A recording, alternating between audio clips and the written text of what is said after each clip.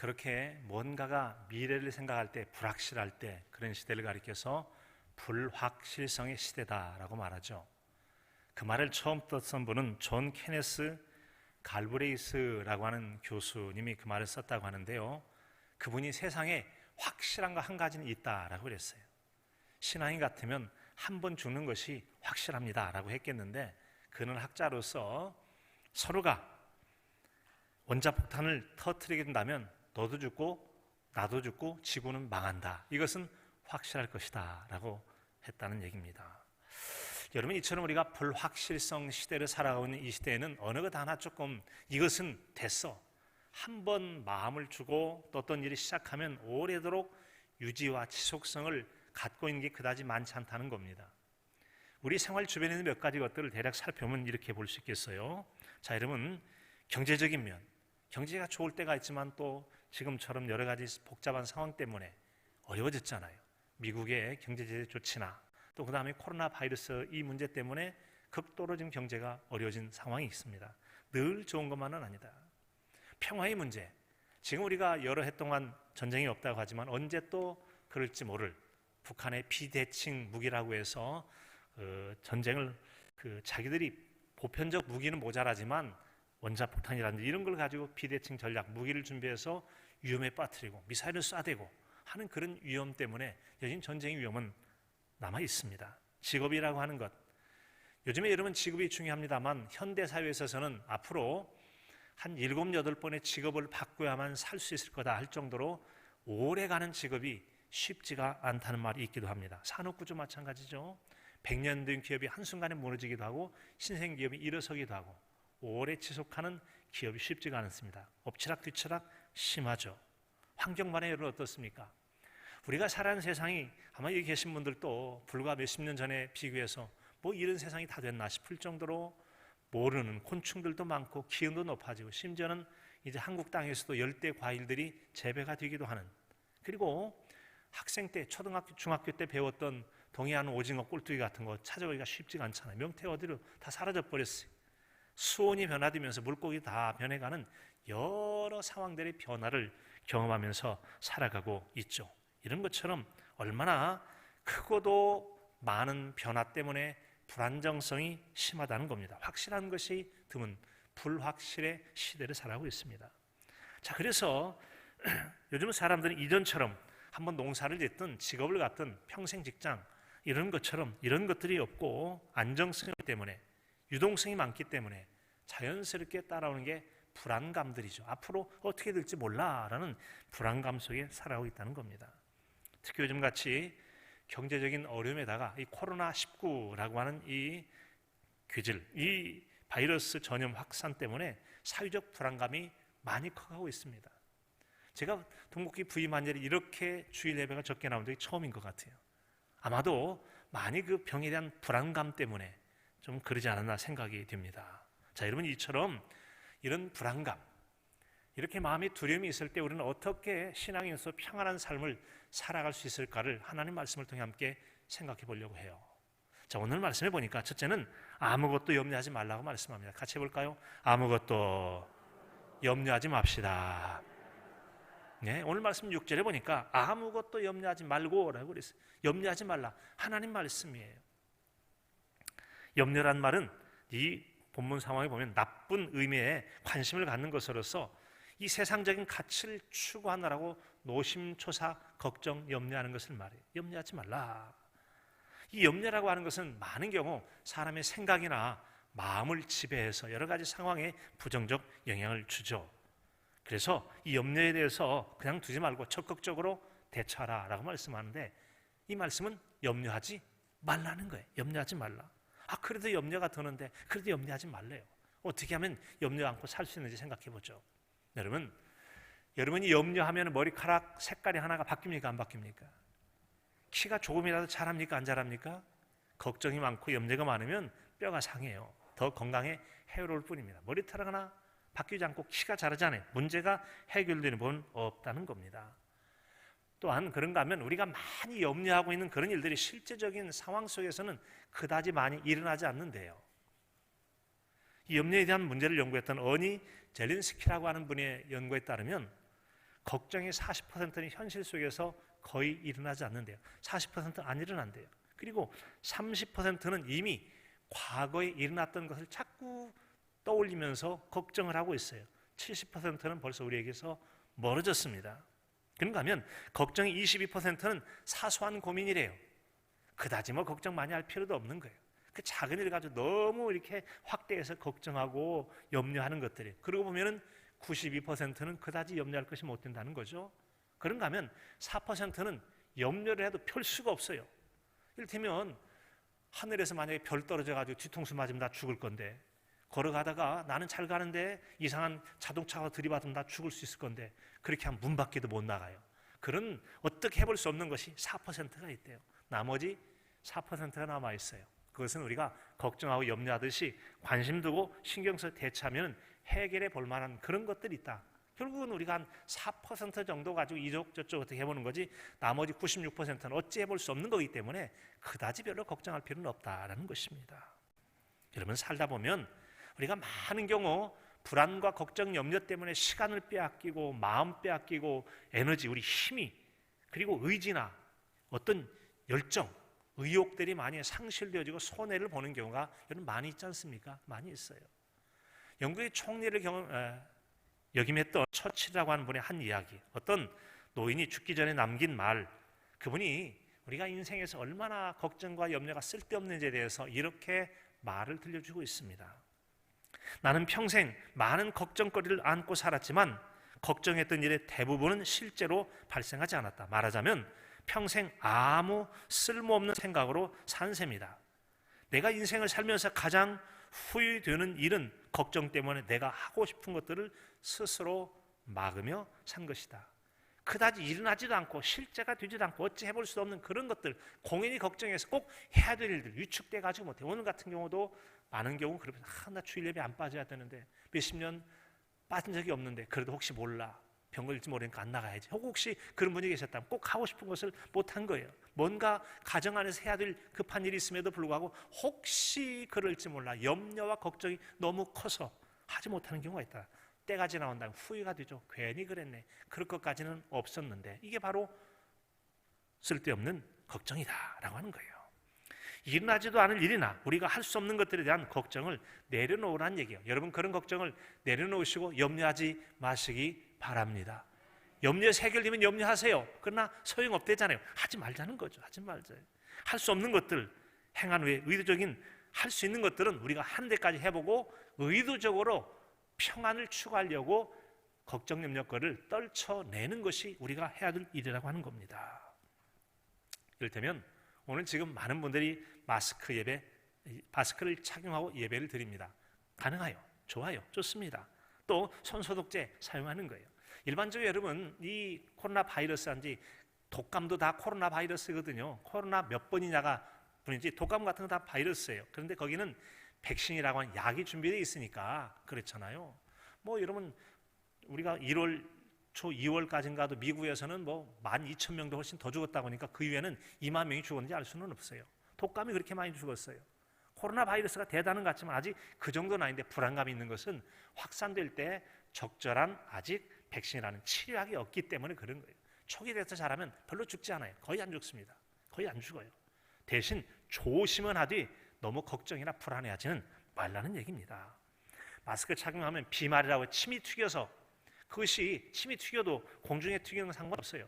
사람 손에 묻거나 입이 튀거나 눈 같은 데 들어가서 혹은 어디 묻어있는 거 손 닿아서 접촉에 의해서 또 호흡기 계통에 접촉됐을 때만 전염되지, 그런 경우는 옷에 묻든지 그래도 아무런 병 생기지 않아요. 좀 지나면 세균이 다 바이러스가 죽고 말거든요.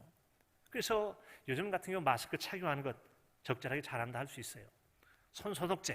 손소독제를 사용하면 거의 다 바이러스가 죽게 되고 만답니다. 위생관리 괜찮대요. 바이러스의 피막이라고 그래서 바이러스 겉부분이 손상돼 가지고 힘을 못 쓰고 죽는데요. 이 일반적으로 손소독제 같은 경우는 항균 효과를 나타내는데, 이제 피부 보호제와 항균 효과 두 가지를 가지고 있어요. 그래서 발라도 괜찮도록 이렇게 하는 효과 있는 것과 균을 죽이는 거예요. 그런데 특별히 균을 죽이는 에탄올, 이소프노파놀 같은 경우는 균의 단백질을 변성시키고 치질을 변형시켜서 그 바이러스라고 하는 생명체가 기능을 잃고서 한마디로 죽게 되는 겁니다. 그래서 힘 못 쓰고 손 소독만 잘해도 돼요. 소독하거나 물로 씻어서 깨끗하게 하면 전혀 문제가 되지 않는다라고 하는 것입니다. 그러므로 너무 걱정할 것 없다라는 겁니다. 할 일 하면 되는 거예요. 우리 염려는 생각의 선택을 통해서 많이 해소할 수가 있습니다. 우리 흔히 하는 말로 하루에도 5만 가지 생각이 왔다 갔다 하잖아요. 온갖 생각이 드는데 필요한 생각을 걸러내고 쓸데없는 건 떨쳐버릴 때 우리가 생각으로부터 나를 지킬 수가 있습니다. 지킬 수 있어요. 그래서 우리는 의도적으로 믿음의 생각을 선택하고 몹쓸 생각들을 떨쳐내버리는 것이죠. 그에 대해서 바울 사도는 로마서 8장 5, 6절 우리가 참 많이 알고 있고 암송하는 구절이잖아요. 이 말씀이에요. 육신을 따르는 자는 육신의 일을, 영을 따르는 자는 영의 일을 생각하나니 육신의 생각은 사망이요 영의 생각은 생명과 평안이니라. 아멘. 육신에서 나는 염려와 걱정들을 갖고 있으면 육신도 상해요. 마음의 근심은 뼈를 마르게 한다는 잠언의 말씀도 있잖아요. 육신의 생각은 죽게 만든다는 거죠. 그러나 영의 생각, 신앙의 생각, 믿음의 생각, 건강한 영적 분별을 가지고 소망의 생각을 하게 됐을 때 영혼이 평안해져요. 그리고 어떻습니까? 생명과 평안이라고 했으니까 생명, 구원의 생명을 얻을 뿐만 아니라 평안을 누리게 된다는 거죠. 그런 사람에게는 걱정과 염려가 찾아올 도리가 없고 힘을 쓰지 못하게 되는 것이죠. 생각으로 우리는 상황들을 바꿔갈 수, 이처럼 생각만 바꿔도 죽을 자가 살 수도 있고 살 자가 죽을 수도 있습니다. 그래서 육신의 생각은 신앙적인 생각으로 바꾸기만 해도 사망에 이를 자가 생명과 평안을 얻을 수 있다는 겁니다. 여러분 생각 바꾸기, 생각 다스리기를 잘 해가실 수 있기를 바랍니다. 어릴 때는 방아 찧는 기계가 그다지 좋지 않았는지 방아를 찧고 난 다음에 저녁 때쯤에 어머니랑 함께 이 밥상을 올려놓고 뭔가를 해요. 쌀을 촥 이 밥상에 올려놓고 뭐 하죠?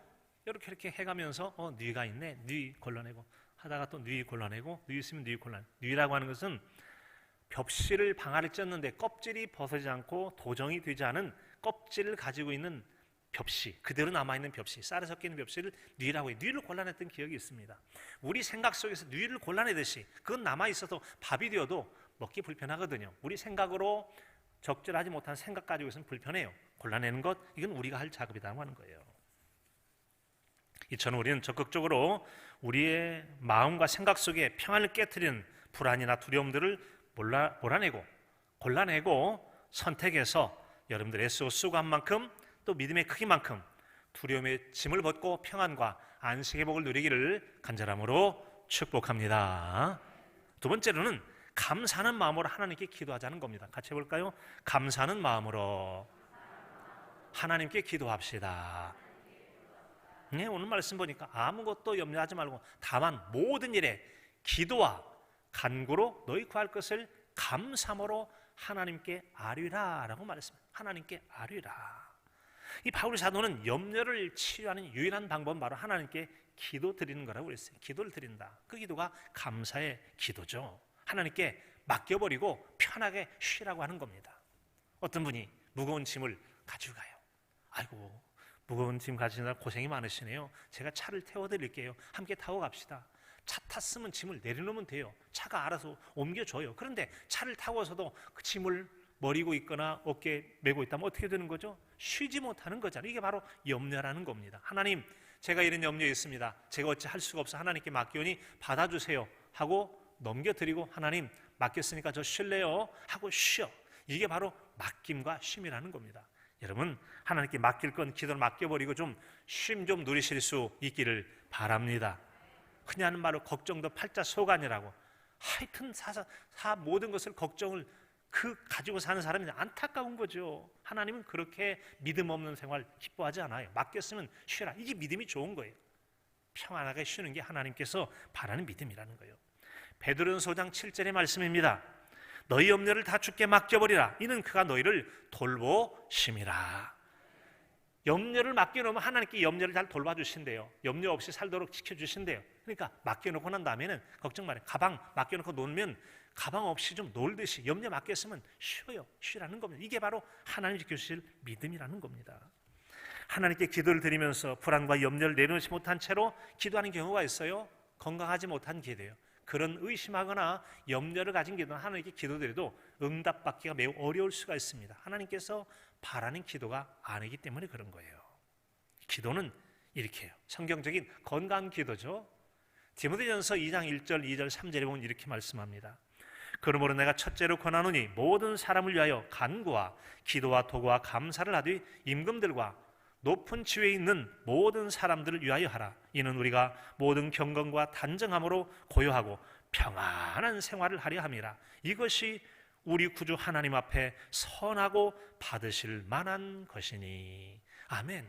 하나님께 기도 중에도 받으실 만한 선하다. 바로 내가 그런 걸 기다려 하고 하나님이 기다리면서 선하게 여기는 거예요. 내 마음에 쏙 들어가고 기다리는 기도가 있다는 겁니다. 뭡니까? 그 기도가 뭐예요? 이것은 바로 첫째로 권하니 모든 사람을 위해서 기도하라. 타인을 위해서 기도하는 것, 나만을 위해서 아니라 기도와 간구, 도구, 감사 여러 가지 기도를 통해서 기도하라. 또 임금들과 높은 지위에 있는 사람들을 위하여 기도하라. 왜? 내 기도도 바쁜데. 아니야.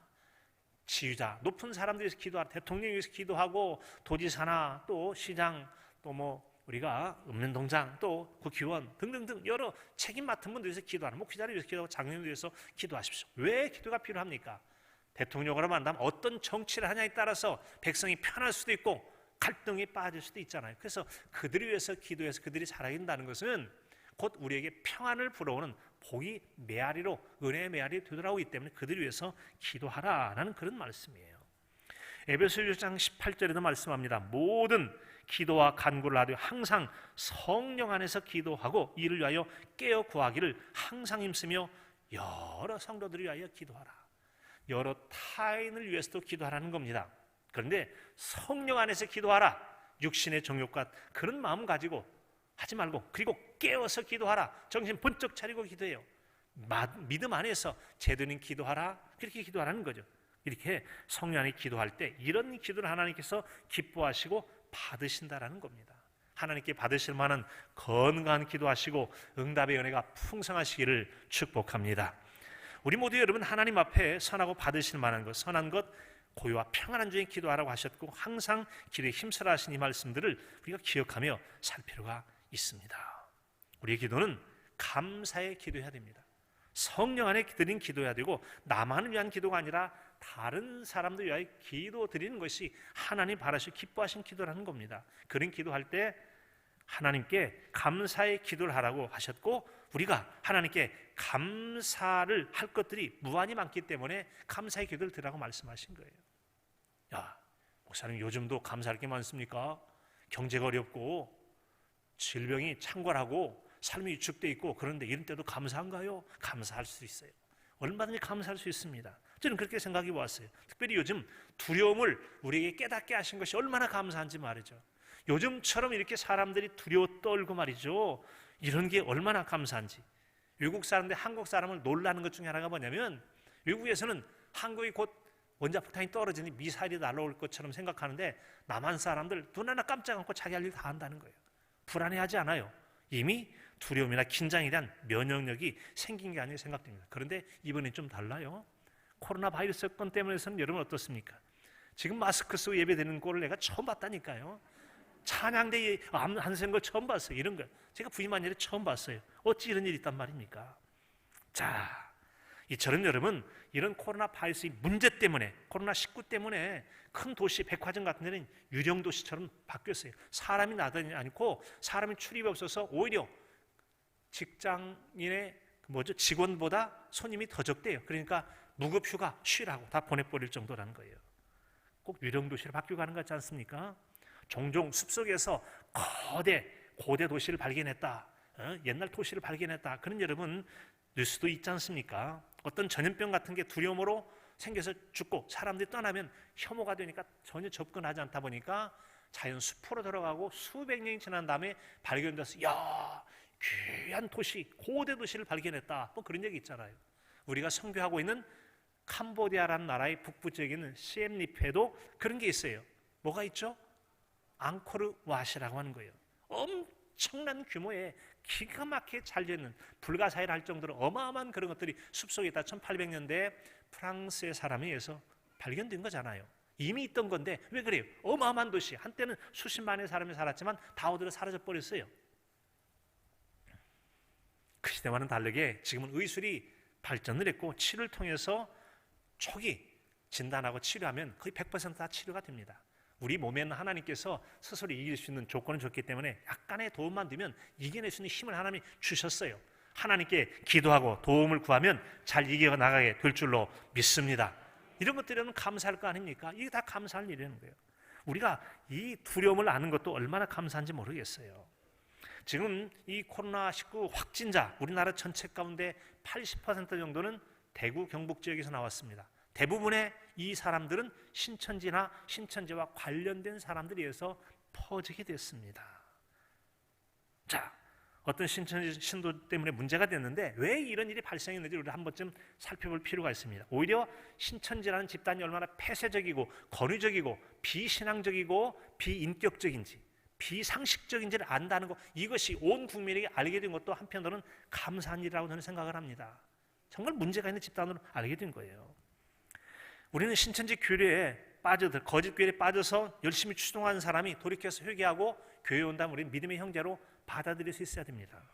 아울러서 그들 또한 코로나 지금 바이러스에 많은 사람이 걸려 있지만 그들 또한 빨리 고침받기 위해서 그들을 위해서도 기도해야 될 줄로 믿습니다. 그대로 죽어서는 안 돼요. 아직 잘못된 거짓된 교회에 빠졌지만 그들 돌이켜 회개하여 구원받고 똑같은 하나님의 자녀로 우리가 잘 살아가야 되잖아요. 그들 또한 우리가 똑같은 하나님의 형상으로 지음받은 소중한 사람들이니까요. 다만 잘못된 교주에 거짓된 속임수에 넘어가서 거짓된 신앙이 빠져서 그렇게 어둠의 길을 가고 있어요. 그들이라도 돌이켜 회개하고 교회 나오면 또 주의 말씀으로 잘 세워가야 될 믿음의 형제가 될 수 있는 거 아니겠습니까?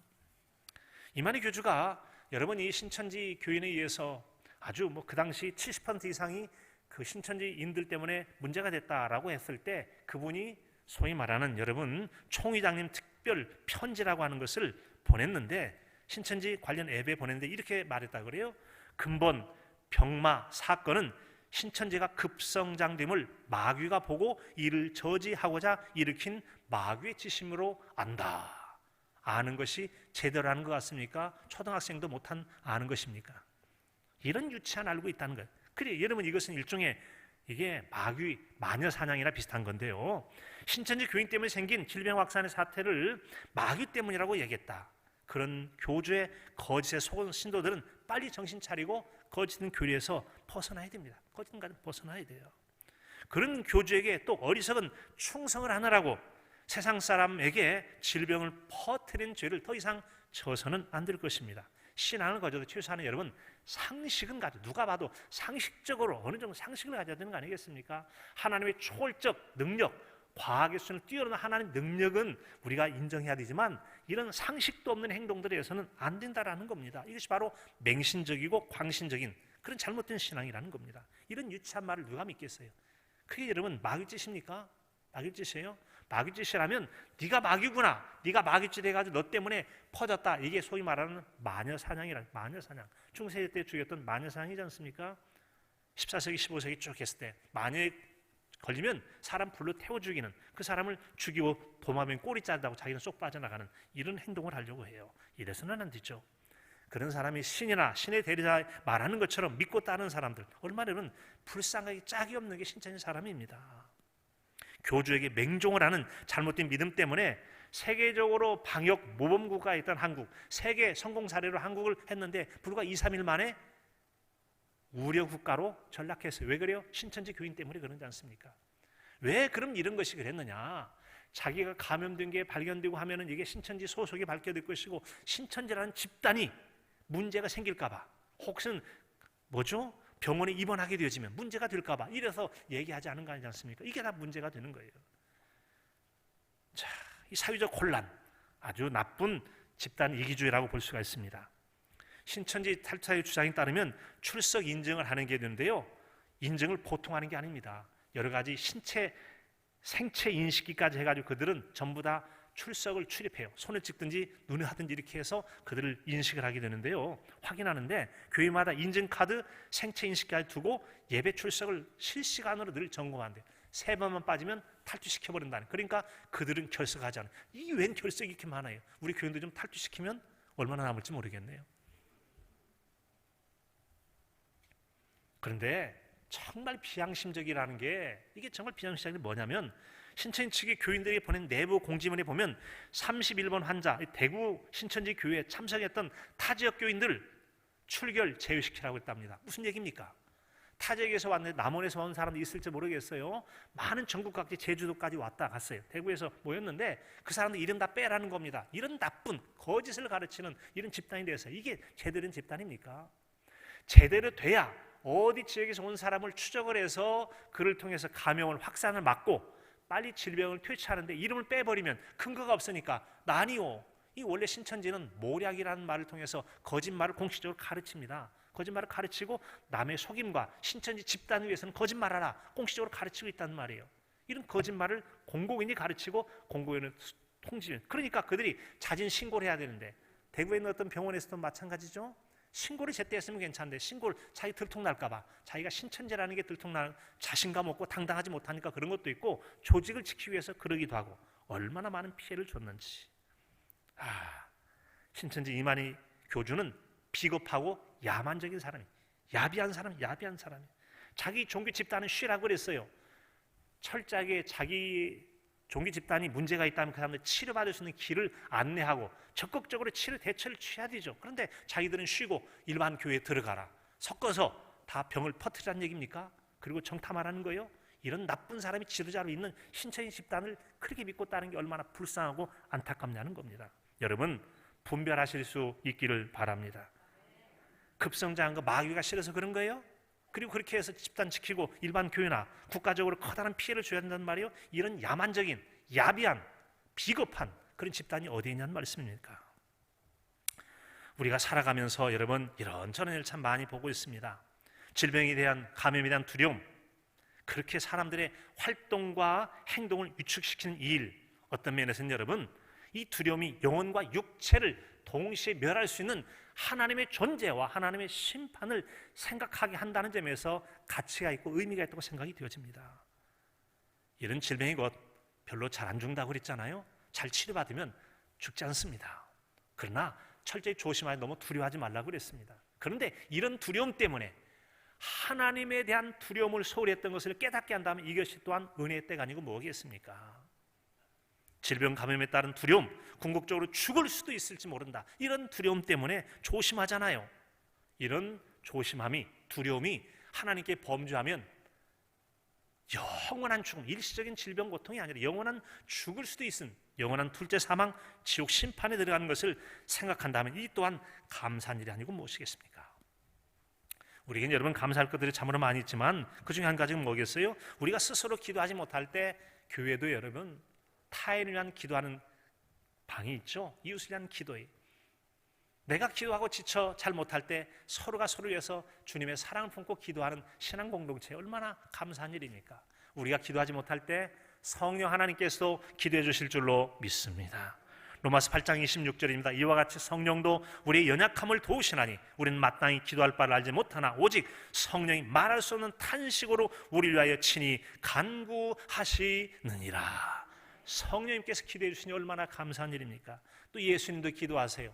디모데전서 2장 5절입니다. 하나님은 한 분이시오 하나님과 사람 사이의 중보자도 한 분이시니 곧 사람이신 그리스도 예수라.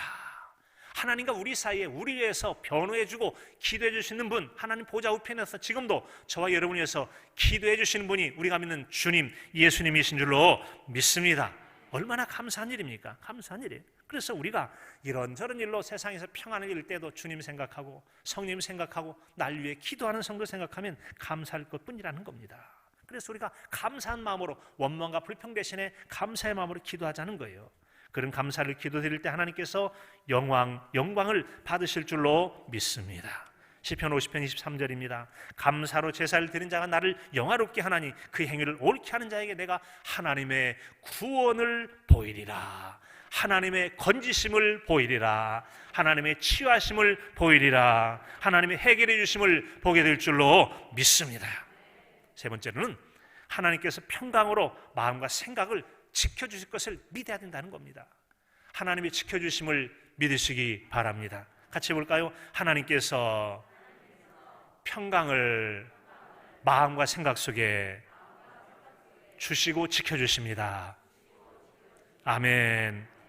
그리하면 모든 지각이 뛰어난 하나님의 평강이 그리스도 예수 안에서 너희 마음과 생각을 지켜주시리라. 아멘. 지켜주셔요. 여기서 말하는 평강이라고 하는 것, 곧 기도로 드신 하나님께서 선물로 주신 은혜죠. 평강이란 다른 말로 평안, 평화란 말이에요. 평안, 평안하십니까? 평화하십니까? 평강하십니까? 하나님 평강의 하나님이요 부활하신 예수님께서도 너에게 평강이 있을지어다 너희가 평안하냐라고 물으시잖아요. 우리가 하나님의 응답으로 우리의 마음과 생각을 지켜주신 하나님의 평안의 복을 예수 그리스도 안에서만 누릴 수 있다고 그랬어요. 예수님 믿지 않는 사람에게는 하나님의 참된 평화를 맛볼 수가 없다는 얘기예요. 세상도 나름대로 평안을 줍니다. 소유, 상황들, 환경이 평안을 주기도 해요. 여러분 주머니에 좀 돈이 있으면 돈 떨어졌더라 걱정 막아주니까 소유에 대한 평안이 있어요. 집안 창고에 곡식이 들어있으면 겨울에 굶을 걱정 안 하니까 평안한 생각이 들어요. 전쟁 없이 든든히 지켜가면 평안을 생각하게 됩니다. 또 그런가 하면 사람과의 관계 속에 사이가 나빠지면 불안, 걱정이 되는데 좋은 관계 맺고 살면 평안할 수도 있어요. 기후환경 이런 병이 또 물러가면 평안해집니다. 그런데 이런 상황을 언제든지 간에 뒤바뀔 수가 있고 그런 상황이 바뀌어지면 금방 평안이 깨지기 때문에 그런 평안을 참된 평안이라고 말할 수는 없다는 겁니다. 그러나 예수 그리스도 안에서 누리는 평안은 하나님께서 예수님을 통하여 주시는 평안이요 전능자요 권능자가 책임져 주시는 평안이기에 누구도 줄 수도 빼앗을 수 없는 참된 평안이 될 줄로 믿습니다. 예수님 말씀입니다. 요한복음 14장 27절에 보면 평안을 너희에게 끼치노니 곧 나의 평안을 너희에게 주노라. 내가 너희에게 주는 것은 세상이 주는 것과 같지 아니하니라. 너희는 마음에 근심하지도 말고 두려워하지도 말라. 우리가 비록 세상 사람과 똑같이 살아도 같은 환경 속에서 어떤 사람 걱정, 의심, 염려 때문에 삐쩍삐쩍 말라가는 사람이 있는가 하면 어떻게 저 사람은 뭔 조건이 좋아서 이렇게 웃고 살아 평안할 수가 있어요. 아무리 세상 천지가 요동해도 엄마 품에 안겨있는 아이는 세상 천지 걱정하지 않습니다. 엄마만 믿고 있으면 돼요. 하나님만 믿고 있고 지혜를 따라 살게 되면 하나님께서 지켜 보호해 주실 줄로 믿습니다. 하나님의 평안, 마음과 생각 주시면 걱정하지 말고 평안을 누리며 살라는 거죠. 걱정한들 세상 안 바뀐다니까요. 걱정한다고 일이 이루어지지도 않아요. 걱정할 것들이 일어나지도 않아요. 그래서 조심하고 추인하되 평안의 복을 누리라는 것입니다. 평안을 갖게 되고 믿음을 갖게 되면은 혼자 벌벌 떨던 사람이 다윗 같은 용맹한 용사가 와서 지켜주면 평안을 누리는 거잖아요. 우리 주님께서 세상 끝날까지 함께 하시면 저와 여러분을 지켜주실 줄로 믿습니다. 요한복음 16장 33절입니다. 이것을 너에게 이르는 것은 너희로 내 안에서 평안을 누리게 하리 함이라. 세상에서 너희가 환난을 당하나 담대하라. 내가 세상을 이기었노라. 아멘. 주님 안에서 평안을 명령하고 계십니다. 평안을 명령하고 계세요. 당신이 지쳐서 기도할 수 없고 찬양을 준비했는데 시간이 되니까 한번 해볼까요? 당신이 지쳐서 기도할 수 없고 우리는 하나님 앞에 실족하지 않도록 졸지도 주무시지 않고 지켜주신 하나님의 돌보심을 믿고 참된 평안과 안식의 복을 믿음 안에서 누리며 사시는 진정한 믿음의 승자가 되시고 사랑과 평안을 전해가는 저와 여러분의 삶이 될 수 있기를 간절함으로 축복합니다. 하나님 아버지 감사합니다.